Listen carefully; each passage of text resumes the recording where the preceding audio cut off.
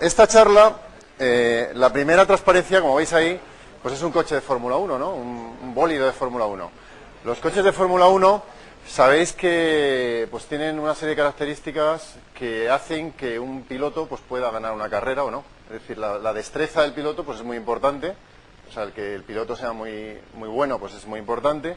Pero luego se está viendo día a día que también el que unos neumáticos funcionen bien, o que unos frenos funcionen bien, o que un motor no se rompa, o que una serie de cosas que están muy vinculadas al coche de Fórmula 1, pues hacen que eso permita que se ganen o se pierdan carreras. A veces esa milésima de segundo o esas centésimas de segundo pues están muy vinculadas a aspectos que tienen que ver con el coche en sí, no con el piloto.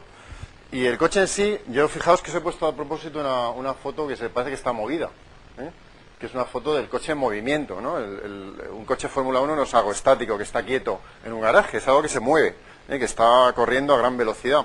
Velocidad que hace que el piloto soporte en su cuerpo 3 veces la fuerza de la gravedad en algunos momentos. Eso lo veis ahora en los periodistas cuando ponen en la tele el movimiento del coche, se pone cuánto se mueve en Gs la cabeza del piloto de un lado para otro, pero el cuerpo del piloto soporta cuando está a alta velocidad dentro de su habitáculo exactamente lo mismo que soporta un astronauta cuando está despegando un cohete que va hacia el espacio, que son del orden de 3G, o sea, 3 veces la fuerza de la gravedad en aceleración. Entonces, lo cierto es que a veces ocurren cosas como lo que le ocurrió a Kubica en el Gran Premio de Canadá. Sabéis que Kubica en el Gran Premio de Canadá pues se salió, chocó contra uno de los muros y le ocurrió lo que veis ahí. Y lo que veis ahí, Kubica, cuando... Fijaos que luego, esta es una foto del monoplaza desde arriba, y fijaos que está prácticamente, lo único que queda es el habitáculo donde está colocado el piloto. Kubica, cuando salió de ahí, que salió totalmente ileso, dijo que tenía que agradecer eso a Juan Pablo II. Él es polaco y entonces lleva en el casco una estampita de Juan Pablo II, y entonces cuando él dijo a los periodistas que por qué estaba vivo, pues que se lo debía a Juan Pablo II, porque era muy devoto de Juan Pablo II. Yo creo que además de Juan Pablo II, le debe algo más a otras cosas, ¿no?, que vamos a comentar ahora. Por ejemplo, a la fibra de carbono. La fibra, los monoplazas, prácticamente muchos de sus sitios tienen materiales compuestos de matriz polimérica reforzados con fibra de carbono. La fibra de carbono es un material. Ahí tenéis algunas fotos de ese material. La que posiblemente más nos diga del tamaño y del aspecto que tiene, pues es la de abajo. La de abajo tenéis 2 fibras, una cruzada sobre otra. La que está encima es fibra de carbono y la que está abajo es un pelo humano. Entonces os dais una idea del tamaño que tiene esta fibra en cuanto a dimensiones, ¿no? Entonces los materiales compuestos, la fibra de carbono tiene unas propiedades excepcionales, ¿no? Por ejemplo, en cuanto a resistencia de atracción, es decir, lo que soporta tirando de ella, pues es del orden 3 veces o 2 veces, 5 la del acero, un acero de alta resistencia. Pero la densidad que tiene es muchísimo más baja que la del acero, o sea que si dividimos la resistencia por la densidad, lo que llamamos la resistencia específica, pues es muy superior a la del acero, del orden pues de 20 veces más, ¿no? Desde 0,17 hasta 2. Entonces eso hace que sea muy atractiva para aplicaciones que tengan que soportar grandes tensiones y al mismo tiempo poco peso, que es el caso del coche de Fórmula 1, igual que los aviones o muchos coches que ya no son de Fórmula 1. ¿Qué pasa con estos materiales? Bueno, pues que estos materiales tienen una estructura que en el fondo son fibras metidas dentro de una matriz polimérica que cuando se rompen, pues hacen que la grieta que se va propagando a través de ese material pues tenga muchas dificultades. Es decir, que antes de romperse el material absorbe mucha energía. Y eso hace que cuando un coche que está fabricado con un material compuesto reforzado, antes con fibra de carbono y ahora con otro material que os voy a contar, pues hace que absorba mucha energía, el material se rompe al absorber esa energía y hace que el habitáculo final pues quede ileso, a costa de que hay todo un material alrededor que es el que ha sufrido ese golpe y esa rotura. Os presento otro nuevo material, que es el Cylon. O sea, y yo decía, cuando hablaba antes de Juan Pablo II, de la estampita que llevaba Kubica debería poner otra estampita al Cylon.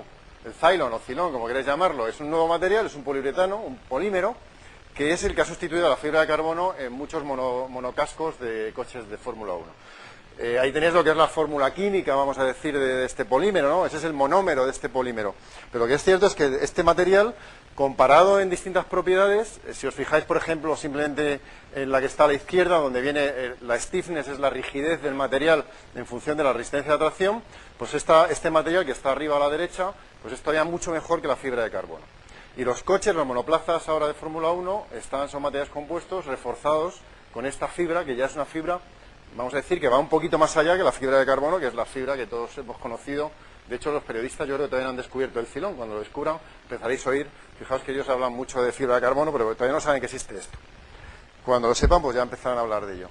El filón, además, si aquí tenéis una tabla muy grande con muchas propiedades, si cogéis cualquier propiedad comparado con la fibra de carbono, ahí veis, por ejemplo, P-aramida, es una fibra que se llama el Kevlar, que también el Kevlar es muy conocido porque es la fibra que también soporta mucha energía cuando se la deforma. El Kevlar es la típica fibra que se utiliza para los cascos, para los chalecos antibalas, se utiliza mucho en defensa, en el ámbito de defensa y de la protección. Y otras fibras, la fibra de carbono, fijaos que cualquier propiedad, el filón pues es un material súper excepcional, ¿no?, que aguanta lo que le echen. ¿Qué características tienen estos materiales?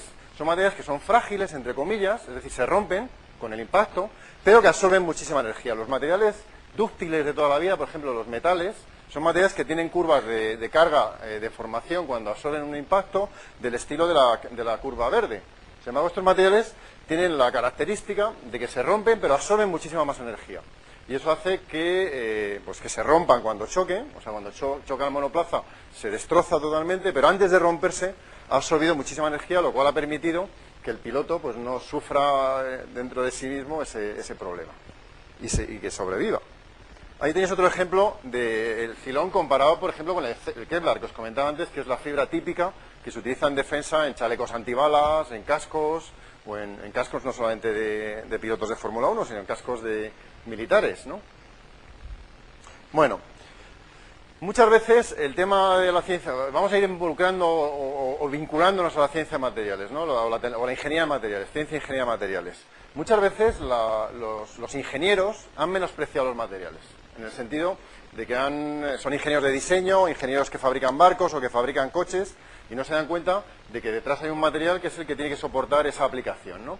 El caso más típico, yo hace poco estuve en una charla de un colega que puso un ejemplo que me gustó mucho, ¿no?, y es el de Ícaro. Ícaro es un ejemplo de la antigüedad y era un excepcional ingeniero aeronáutico, porque se fabricó unas alas que eran capaces de volar, pero despreció totalmente los materiales. No se daba cuenta de que esas alas tenían un material compuesto, las fibras serían las plumas y el ligante sería la cera, que no soporta más de 100 y pico grados de temperatura.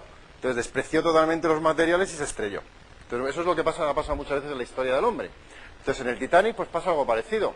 Si nosotros analizamos la microestructura del acero que tenía el Titanic, pues fijaos que es muy parecida. La microestructura tiene ciertas variaciones, pero en cuanto a propiedades mecánicas, estáticas, pues es muy parecido el acero del Titanic con el acero que hoy se fabrica en un barco. Sin embargo, el Titanic choca contra un iceberg, que lo toca prácticamente, lo roza y lo rompe como si fuera un cuchillo con la mantequilla. Entonces abre una grieta enorme y empieza a llenarse el barco. ¿Por qué? Pues porque no tuvo en cuenta que los materiales tienen resistencia al choque, lo que hablábamos antes con el filón y la Fórmula 1. Y esa resistencia al choque se modifica con la temperatura. Los coches de Fórmula 1 corren a temperatura ambiente o entre 10 y 45 o 50 grados, pero un barco que va por el mar pues sufre cambios de temperatura, y no es lo mismo que el agua esté a 20 grados que esté a menos 15 grados o a 10 grados o esté a temperatura o próxima a 0 grados. Entonces eso hace que la resistencia al impacto que soporta un acero se modifica con la temperatura. Y en el caso del acero del Titanic, como tenía una serie de problemas que no tienen los aceros actuales, esa modificación con la temperatura era mucho más drástica, y a la temperatura a la cual estaba circulando el barco en el agua, pues ese acero se comportaba casi como si fuera papel. Y entonces eso no lo tuvieron en cuenta los ingenieros que diseñaron ese acero o ese material. Y no lo tuvieron en cuenta, entre otras cosas, porque en aquella época, a principios del siglo XX, o sea, el Titanic es del año veintitantos, no existía la ciencia y tecnología de materiales como disciplina. No se interaccionaba lo que llamamos hoy el paradigma de la ciencia y tecnología de materiales, que lo veremos más tarde, que es correlacionar las propiedades con la microestructura, con el método de fabricación, y todo ello correlacionar entre sí para sacar el mayor partido de un mecanismo.